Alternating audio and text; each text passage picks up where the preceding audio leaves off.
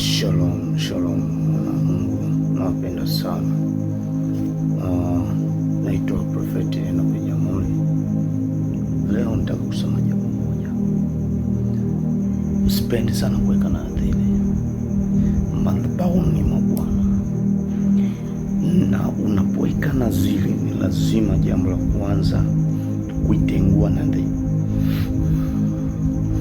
Unapotamka nadhiri madhabahuni mwa Bwana mbele ya mtumishi wa Mungu, maana ukusema kwa ajili ya mtumishi wa Mungu, maana umesema kwa ajili ya Mungu kwamba nitafanya kitu fulani, alafu ukaenda kinyume na hiyo nadhiri, siku zote kubadilika huwa laana.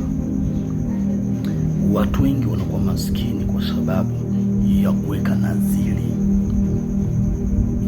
Tunaweka nadhiri leo, unataka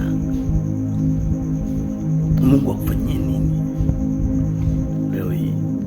Baba, mimi Mungu atakaponipatia gari nitamtolea Mungu.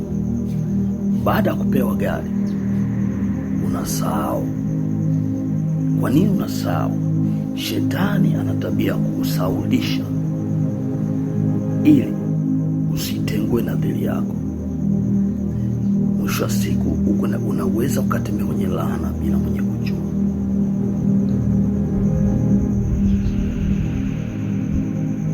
Kuna wakati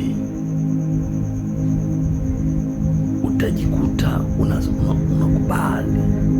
unakubali mwenyewe kuingia kwenye laana kwa kujisaulisha kimakusudi.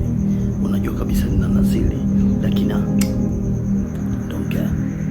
Inajua kiburi kinachowatesa watu. Tengua nadhiri. Kuna watu wengi ambao leo wameniahidi vitu vingi sana. Baba, nitakununulia kitu fulani.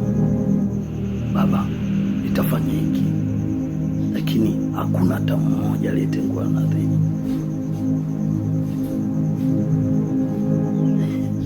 Nadhiri ni kama kufuli umejifunga mwenyewe, alafu funguo unayo mwenyewe. Umejifunga na kufuli, alafu umechukua funguo wako umeweka mfukoni, ambapo litakiwa ukumbuke uchukue tena ufunguo ili ufungue, ili utoke kwenye nadhiri.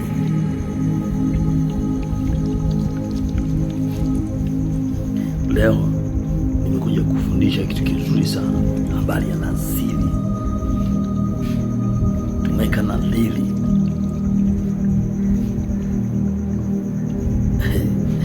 Okay, najua kuna vitu ambavyo tunataka tuvieleze zaidi.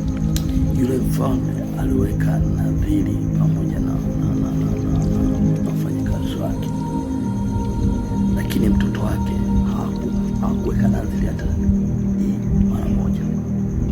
Wamesema tusile tusinywe mpaka tushinde vita. Bwana Yesu asifiwe. Lakini mtoto, kwa sababu hakujua ile nadhiri ya babake, alipopita polini alikuta athari,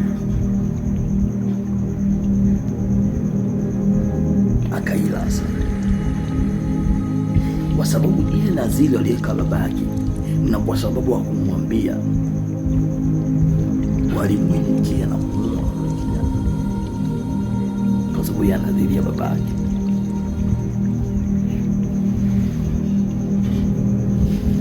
Jesus. Kwa leo hii jifunze moja. Unapotaka kuweka nadhiri, jambo la kwanza, usiwe msiri ndani ya fikira yako.